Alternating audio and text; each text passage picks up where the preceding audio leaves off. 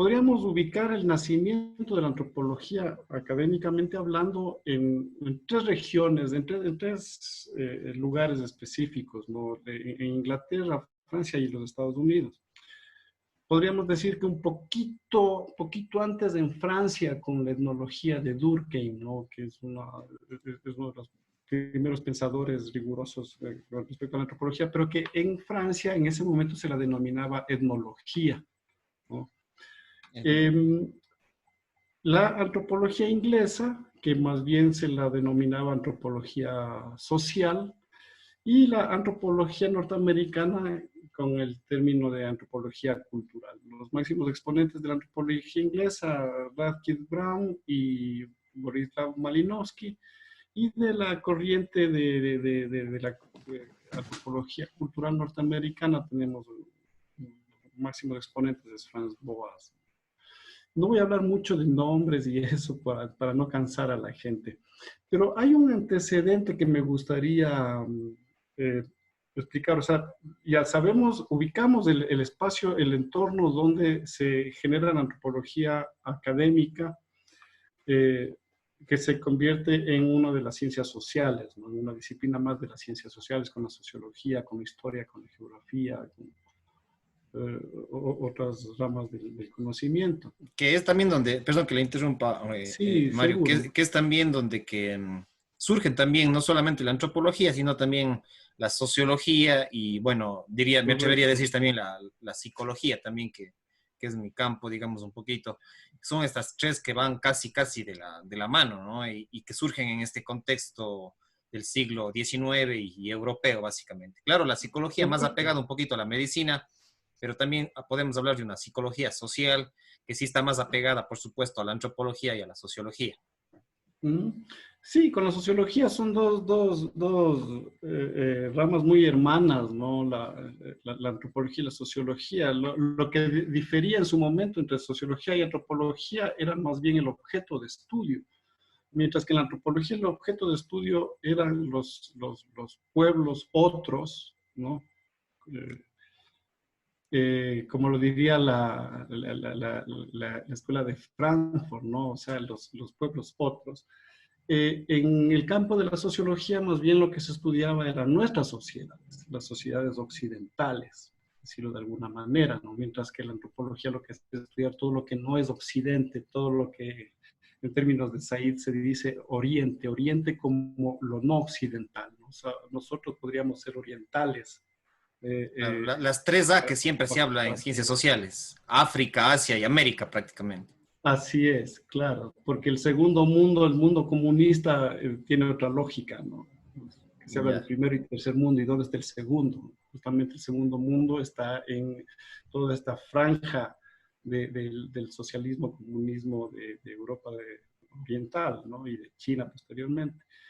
Pero justamente el nacimiento de las ciencias sociales, como tú bien lo dices, ¿no? Historia, psicología, antropología, eh, tienen un germen anterior, que yo lo ubico a finales del siglo XVIII, el siglo de las luces, ¿no? Que es justamente este momento de, del enciclopedismo, de la ilustración, ¿no? O sea, los ilustrados del enciclopedismo, que también derivaron en la Revolución Francesa, como tú sabes, todo este pensamiento de Montesquieu, de Rousseau, de Voltaire, lo que hizo fue generar esto de la razón versus la dominación, la aristocracia, la burguesía y los poderes de la iglesia y de las diferentes coronas, ¿no? Justamente es eso de la razón sobre estas otras condiciones, es lo que genera, entre otras cosas, lo estoy un poco haciendo un poco más suave. Primero, este interés por la ciencia, ¿no? Por las diferentes ciencias, y por otro lado, este elemento político de asumir una posición ante los poderes del momento. ¿Y cuál fue uno de los elementos que utilizaron los ilustrados para poder organizar el conocimiento, justamente para organizar la razón, el conocimiento, el logos? Fue la enciclopedia. O sea, la enciclopedia como el elemento que organizaba el conocimiento en sus diferentes ramas, ¿no? O sea, la medicina por acá, las artes por acá, la arquitectura por acá y así. Entonces, y fíjate que hasta el día de hoy las universidades lo que nos dan es o sea, ya esa educación más especializada, más específica, que nace justamente en la ilustración. Claro, las especializaciones, ya cada rama Correcto. con su Desde objeto o hasta sujeto de estudio, digamos así. correcto, ya con episteme propio, ¿no? Entonces, ahora, ¿por qué le ubico en este lugar a la génesis de la antropología, más allá de que, como te digo, los griegos, romanos siempre se interesaron por el otro, pero por otras razones? Es porque una vez que se da la Revolución Francesa y que aparecen los estados-nación, ya separados de la corona, ¿no es cierto? Ya estados-nación laicos. Lo mismo pasa en América, fíjate que Bolívar fue uno de los ilustrados, ¿no? O sea, Claro. que estuvo en Europa y después Todas las independencias del siglo XIX, incluido Bolívar y bueno, todos los procesos de independencia tuvieron una influencia fuerte del pensamiento enciclopédico, ilustrado, el mismo Eugenio Espejo. Y y ahora que hasta el día estamos, de hoy, claro, hasta el día de hoy, o sea, se siguen leyendo, o sea, Marx tuvo influencia de la ilustración, o sea, justamente todo y ya esta filosofía más contemporánea, más moderna, tiene sus raíces en eso. Entonces, con la creación de los estados-nación, una vez que ya se da la Revolución Francesa y todo esto, se dan las diferentes independencias también en América Latina, después de esta fracasada Gran Colombia que duró apenas 8 años, se generaron los estados, entre ellos el estado ecuatoriano, que tuvo su primera constitución en 1830. Pero los estados europeos, justamente influenciados por esta cuestión de la razón versus la dominación, también se influenciaron por un pensamiento que empezó a florecer en el siglo XIX, que es el pensamiento evolucionista. Ese es el otro elemento, ¿no? Por un lado la ilustración, ¿no es cierto? Y por otro lado el pensar, todo un ambiente intelectual evolucionista que dominó prácticamente todo el siglo XIX. y hasta el 20 me atrevería a decir también. Sí, Por las pues, teorías del desarrollo, digamos, un poco empatando también correcto. con las teorías de desarrollo, porque el desarrollo también implica todo un proceso de evolución, países primarios y, digamos, Sí, desarrollados, también tiene una connotación ahí de antropología y sociología del desarrollo también. claro. Y el problema es que cuando tú escuchas la palabra evolución, evolución implica que hay un antes y un después, o sea, que hay algo que es más primitivo que lo que viene después, ¿no? Entonces, los países europeos, eh, em, el ambiente del pensamiento evolucionista en Europa es claramente identificado en el pensamiento de muchos autores, ¿no? Hegel, por ejemplo, hablaba de las fases de la evolución del espíritu hacia la libertad. El trabajo de Marx en El Capital, tú tienes que Marx habla de una evolución de las estructuras sociales, desde la esclavitud, del feudalismo, capitalismo, hasta llegar al socialismo. Freud también hablaba dentro de su postulado psicoanalítico del desarrollo sexual desde la etapa oral, anal, genital, fálica y heterosexual. Pero el trabajo que más impactó, yo podría decir, hablando desde la antropología, es el trabajo de Darwin, ¿no? De su postulado de la evolución de las especies, con con el tema de la selección natural. ¿Por qué te digo que Darwin tuvo mucho más peso dentro de todo? Bueno, te podría poner más ejemplos del pensamiento evolucionista europeo, ¿no? Pero ¿por qué me voy a detener en Darwin? Porque cuando Darwin hizo este postulado, él hablaba desde las ciencias naturales, ¿no?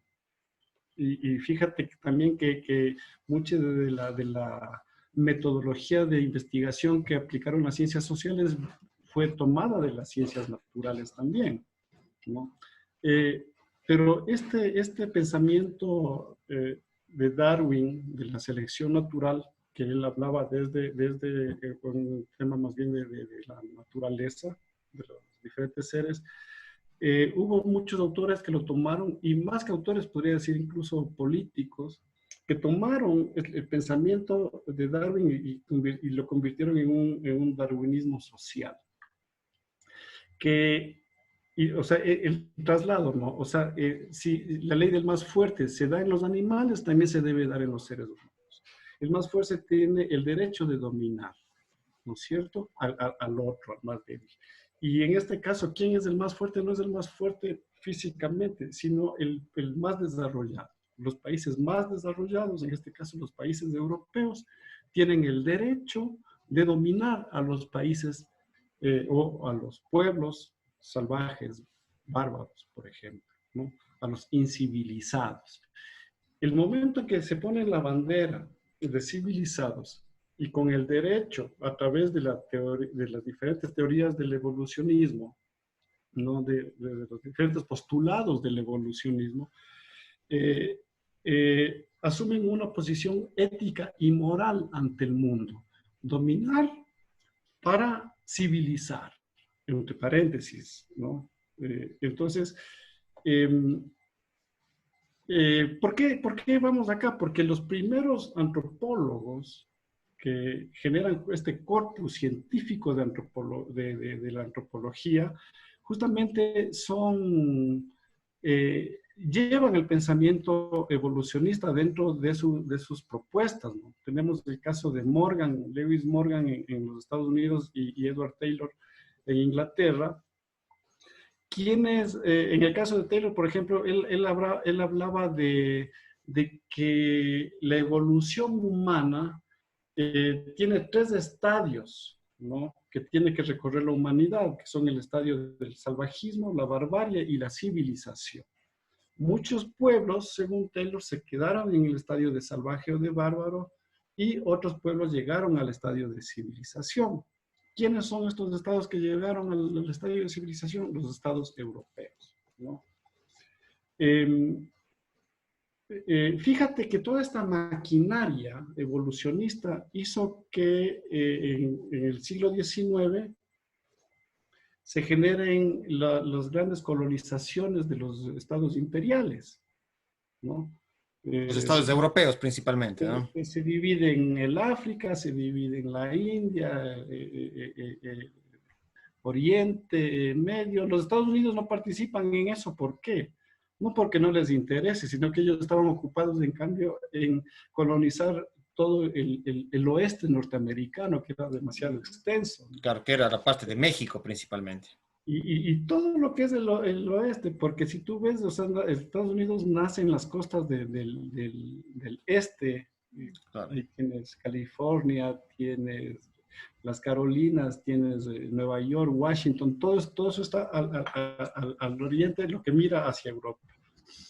Y mientras los países europeos se dividían el mundo, mientras tanto los norteamericanos lo que estaban es dominando hasta llegar al Pacífico. Entonces, por eso es que los Estados Unidos en esto no participan mucho, aunque sí lo hacen, pero no directamente, ¿no?